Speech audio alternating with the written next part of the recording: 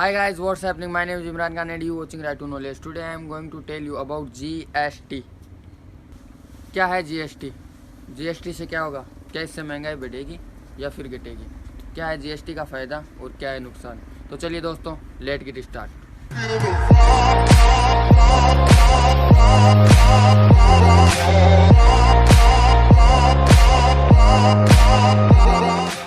What is GST? GST means goods and service tax.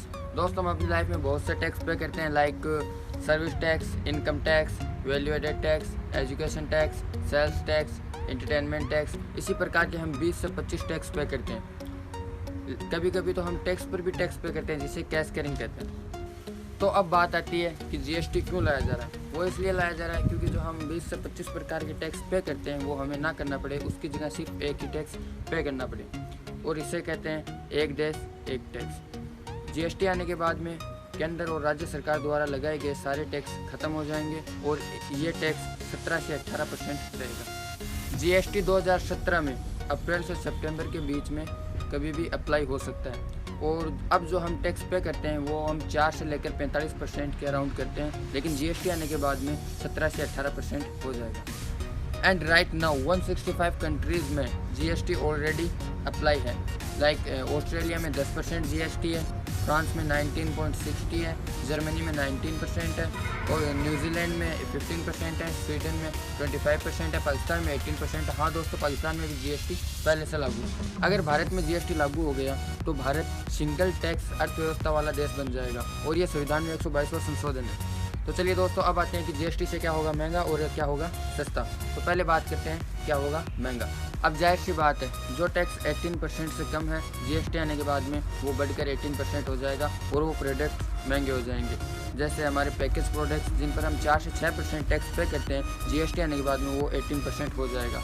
इसी तरह mobile phones, credit card bills जिन पर हम 15% टैक्स पे करते हैं, वो डायरेक्ट 18% हो जाएगा। रेडीमेड गारमेंट्स जिन पर हम 4 से 5% टैक्स पे करते हैं, वो 18% हो जाएगा। और ज्वेलरी पर जहां हम करीबन 3% टैक्स पे करते थे, GST आने के बाद में वो 18% हो जाएगा। सबसे इम्पोर्टेंट बात कि आजकल डिस्काउंट लगने के बाद में जो कीमत आती है उस पर वेट लगता है, लेकिन GST आने के बाद में जो MRP होगी उस पर 18% GST लगेगी। एग्जाम्पल, मान लो कोई 100 रुपये का प्रोडक्ट है, उस पर 40 रुपये डिस्काउंट है, वेट लगने के बाद में उसकी कीमत 65 से 70 रुपये हो जाएगी, लेकिन GST आने के बाद में ये प्रोडक्ट आपको 80 रुपये के लगभग मिलेगा।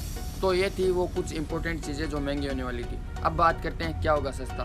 तो घर खरीदना हो जाएगा सस्ता। जहां हम घर पर 30 से 45% टैक्स पे करते थे, GST आने के बाद में वो 18% हो जाएगा। कार सस्ती हो जाएगी। कार पर भी हम 30 से 45% टैक्स पे करते हैं, लेकिन GST के बाद में वो भी 18% हो जाएगी। होटल्स और रेस्टोरेंट में खाना खाना होगा सस्ता, क्योंकि होटल्स और रेस्टोरेंट में हम 4 से 5 प्रकार के टैक्स पे करते हैं, लेकिन GST आने के बाद में ये सारे टैक्स एक ही टैक्स में कन्वर्ट हो जाएंगे। घरेलू उपकरण like that air conditioner, oven, microwave, washing machine, इन सब पर 25 से 27% टैक्स पे करना होता है, जो कि GST आने के बाद में 18% हो जाएगा। इसी के साथ ट्रांसपोर्ट में हम लगभग 20% टैक्स पे करते हैं, लेकिन GST के बाद में यह भी सस्ता हो जाएगा। बिजनेस इंडस्ट्री को अलग अलग प्रकार के टैक्स पे करने होते हैं, लेकिन GST के बाद में इनका टाइम और पैसा दोनों बच जाएगा। स्टार्टअप के लिए GST बेस्ट है, और मेरी नज़र में यही पॉइंट सबसे बेस्ट है। अब बात करते हैं GST से क्या होंगे फ़ायदे और नुकसान।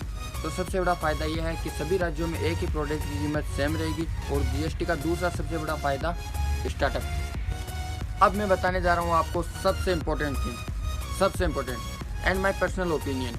अगर देखा जाए तो आप 4 से 5% से लेकर 45% तक के टैक्स प्रोडक्ट खरीदते हैं और उनका एवरेज निकालें तो आपको 30 से 35% टैक्स पे करना होगा, लेकिन GST आने के बाद में ये 18% हो जाएगा।